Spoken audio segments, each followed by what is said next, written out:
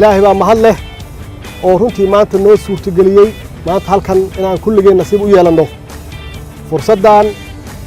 عن دب أفورنه مدبر كدب تالوين كي قرن وها أستان هي تاريخ دل كان أولها رنتي waxay noo tahay farxad weyn iyo sharaf weyn ay noo tahay in aan qayb ka noqonnay in aan dib u soo celinno xusuustaas iyo maxaan ku raahdaa taalooyinkaas taariikhda noole astaantana dalka u ah dal walba wuxuu leeyahay astaan wuxuu leeyahay taariikh iyo wuxuu leeyahay dad ay ku faanaan ama halyeeye ha yiraahdaan ama hero ha yiraahdaan oo dhinac walba ah runtii annagu heroyadeenna waa badan yihiin laakiin waxa loo baahan yahay sida maanta aan u xusnay taalooyinkan u sameynay kuwa kalena inaan u sameyno taalooyin oo waddankan contribution wax badan ku darsada wax badan u geysta oo wanaaga dalkan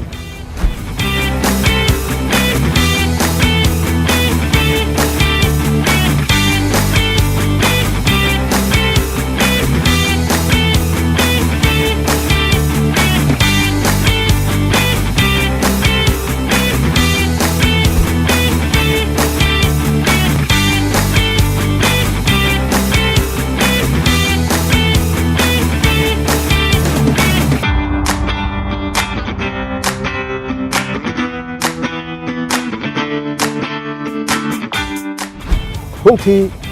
waxaan aragnaa sababtaan u xuseenno aan ugu sameeyay taalooyinku ay tahay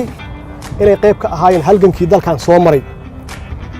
waxaan furnay soo sheegay gudoomiyaha Xawataako sayidka maxamed Soomaali ama waxa loo yiraahdaa Soomaalidu inta badan u taqaano Dayaxtuur iyo maxaa loo yiraahdaa Axmed Gurey iyo kuwa kale oo aan furi doono insha Allah hadii Ilaahay yiraahdo sababtana waxa kale maaha iyagu waxa weeye waa symbol laakiin dad badan oo aad u badan ya halgankaas ku naf waayay ku xoolo waayay dhibaatooyin iyo xarb u maray waxayna qayb ka ahaayeen oo annaga maanta aan joogno ay ku soo urureen wax walba iyo halgankii ku jireen SYL oo runtii dhamaystirtay xorriyaddii dalka inay dib 1960kii ay isugu keento ayna u midayso waqooyi iyo koonfur labadii qaybood qaybna Ingiriisku gumaysanayay qaybna Talyaanigu gumaysanayay waxay ka wada shaqeynayeen kulligood waxay ahayd ama halgankaas ay u soo mareen waxay ahayd xorriyadda dalka in dalka xorriyad u gaaro xorriyaddaas maxay tahay marka in dalka uu gumaysi ka xoroobo dalka inuu qabjab ka xoroobo dalka iyo dadku inay qoors ka xoroobaan iyo waliba tan ugu muhiimsan dadku qabyaalad inay ka xoroobaan waxay keentay qaran marka qaranna macnaheedu waxa weeye waa haybad iyo sharaf iyo mansab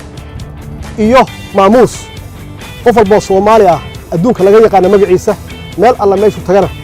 ee sharaf iyo soo dhaweyn iyo karaamo uu ka helo waxaana lagu gaaraa wadaniyad waxa lagu gaaraa midnimo yaa lagu gaaraa